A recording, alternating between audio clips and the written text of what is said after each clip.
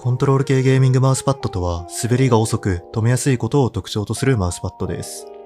大きな摩擦がマウスの動きを止めるのを手助けし、正確な操作を行えるのが強みです。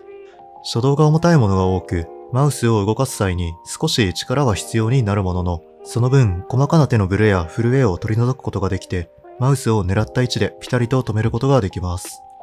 コントロール系マウスパッドは滑りの速さが遅いだけではなく、滑り出しの軽さや重さ、マウスを動かした時の感触の滑らかさや粗さなど、あらゆる特性があって、好みに応じて選ぶことができます。今回はそんなコントロール系マウスパッドの中からおすすめできる10種類をピックアップしてみました。1枚目は BenQ Zowie GSR です。この GSR は最も有名なコントロール系マウスパッドの一つです。最も滑りが遅いハイコントロールタイプに分類でき、動かし始めから終わりまで摩擦がとにかく大きいのが特徴です。細かくコントロールしたい時もマウスを動かし始めるのにある程度の力がいるので、ミドル戦士からロー戦士で腕を使ってエイムする人と相性がいいです。手触りはしっとりとしていて、手首や腕が擦れても全然不快ではないです。この後継モデルの GSR2 がリリースされてからは 30% オフの3480円で入手でき、現状最もコストパフォーマンスに優れた選択肢となっています。ちなみに GSR の方はコントロール特化っていう感じだったんですけど、この新作の GSR2 はコントロールバランスタイプ、滑りと止めを両立したものになっています。2枚目はレーザージャイガンタス V2。これはレーザーが提案するベーシックなゲーミングマウスパッドです。このロー戦士にも対応する L サイズが2480円とかなり安価で入手できます。固めに作られてるんで、マウスを押し込んで止めるのには向きません。表面の摩擦を利用してマウスを止めることになるんで、力み癖がつきづらく、初めてのコントロール系ゲーミングマウスパッドに最適です。あと、なるべく安くてまともなマウスパッドを選びたいっていう人にもおすすめです。3枚目はパルサー ES2-3mm。このパルサーのゲーミングマウスパッドはとにかくコストパフォーマンスに優れています。この ES2-3mm も4980円と手が出しやすい価格ながら、最近の7000円から8000円する高価なゲーミングマウスパッドと遜色ないクオリティに仕上げられています。表面がサラサラとしていて手触りが良く、とても快適に使えます。で、柔らかくて反発感の弱いベース材が使われていて、マウスに荷重をかけた時にしっかりと滑りが鈍くなるっていうのが特徴です。普段は脱力気味で操作していて、マウスを止める時だけ下に押し込むという人に最適です。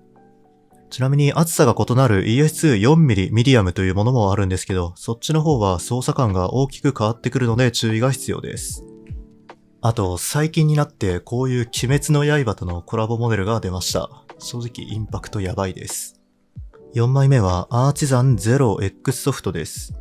国産ゲーミングマウスパッドメーカーアーチザンのラインナップの中で最も滑りが遅いのがこの 0X ソフトです。のプロが愛用していることで知られてるんですけど、X ソフトはあんまり効かないと思います。実はこの 0X ソフトって既存のゲーミングマウスパッドの中で最も柔らかくて、ちょっと荷重がかかるだけですぐに沈み込んで、滑りの速さも細かく変化するんで、かなり癖のあるマウスパッドと言えます。ただ力を細かくコントロールできる人や、逆にマウス操作時に力んでしまってエイムがブレてしまったり、手の震えが抑えられないっていう場合に、これを試してみると解決するかもしれないです。で、この XL サイズでも5280円と、アーチザンのマウスパッドの中では比較的安い部類なんで、アーチザンのマウスパッド1枚欲しいなっていう人は一度試してみてもいいのかなと思います。5枚目はウォールハックの SY001 です。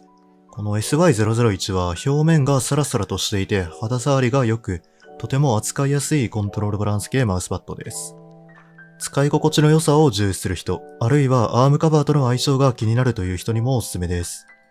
SY001 の表面はリーサルゲーミングギアのサターンプロとかエンドゲームギアの EMC プラスとかなり似てます。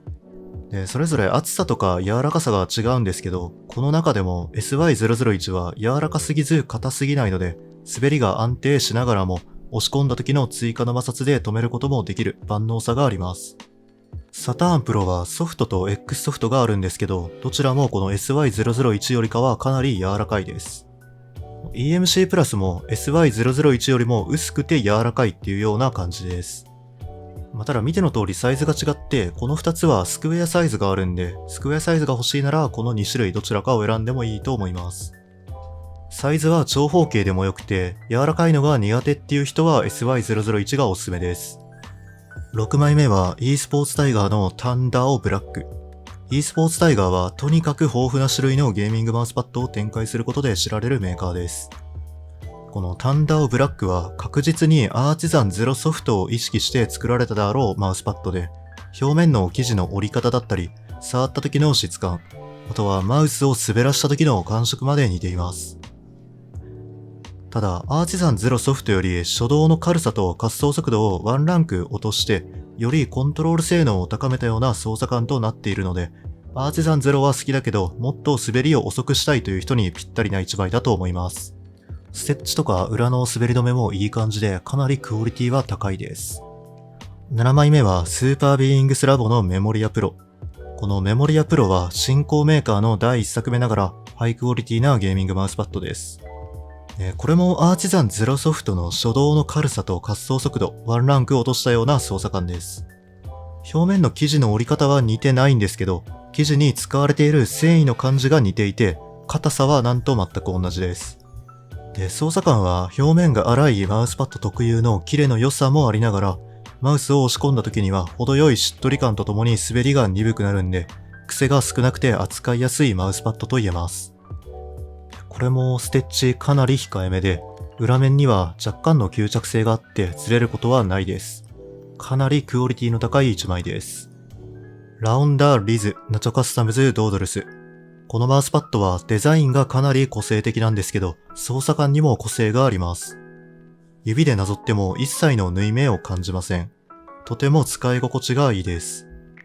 で、操作感かなり独特で、脱力した状態だと初動は重たくなく、その後もスムーズに滑るんですけど、荷重をかけた途端に一気に鈍くなります。押し込むと鈍くなるマウスパッドは他にも存在するんですけど、このマウスパッドは強烈で、10だった滑りが8に落ちるとかそういうものではなく、10が3になるぐらいの凄まじい勢いで鈍くなります。表面は静電気が発生しやすくなっていて、乾燥した部屋で使うと滑りが鈍くなりやすいです。表面がサラサラというよりしっとり滑らかなものが好きで、止め性能が高いものを探している人におすすめです。ストーリアプライドブラック。これは3300円と安価で入手できるコントロール系マウスパッドです。マイクロファイバー表面が採用されていて、マウスを滑らした時のぬるっとまとわりつくような感触を特徴としています。似ているマウスパッドを挙げるなら、パルサーのパラブレーキ V2 とか、あとはゲームセンスレイダーをもうちょっと遅くしたような感じって言っても伝わるかもしれないです。滑走速度はコントロールタイプに分類できて、今回紹介した中でも結構滑りは遅い方です。で、初動からやや重ためで、切り返した時の抵抗も強いです。マウスを動かしている間は常に大きな摩擦がつきまとうといった感じで、ある程度力を入れてエイムする人や、ロー選手の人におすすめです。このストーリアのマウスパッド最近出てきたんですけど、コストパフォーマンスが高くておすすめです。最後はバクシー PB2023。バクシーといえば PA シリーズが有名で、プロが使用している上に手頃な値段なことから人気を博していますが、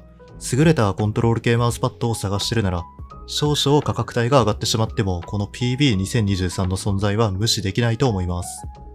今では2層構造のマウスパッドが主流なんですけど、このマウスパッドは3層構造となっていて、ほとんど沈み込まないように固めに仕上げられています。硬いマウスパッドは力の入り具合によって滑りが不安定になりづらく、ほぼ一定の間隔でエイムできるというのが強みです。あと、力み癖がつきづらいっていうのも利点だと思います。本来、硬いマウスパッドは滑りが速くなる傾向にあるんですけど、このマウスパッドは中間よりも若干滑りが遅くて、マウスを止めるのに十分な摩擦があるんで、沈み込みに頼らずにマウスを止める練習に最適です。柔らかいコントロール系マウスパッドが苦手っていう人だったり、マウスの動かし方の癖を取り除きたいっていう人におすすめです。はい、今回はおすすめのコントロール系ゲーミングマウスパッドを10枚紹介しました。コントロール系ゲーミングマウスパッドもただ滑りが遅いだけじゃなくて、初動の軽さが違ったり、マウスを滑らした時の感触が違ったり、様々なタイプがあります。自分のプレイスタイルに合ったものを選んでみてください。他の選択肢を知りたい人は、ゲーミングマウスパッドのティアーリストだったり、あとはバランス系マウスパッドトップ10、スピード系マウスパッドトップ10なんかも出してるんで、そちらもチェックしてみてください。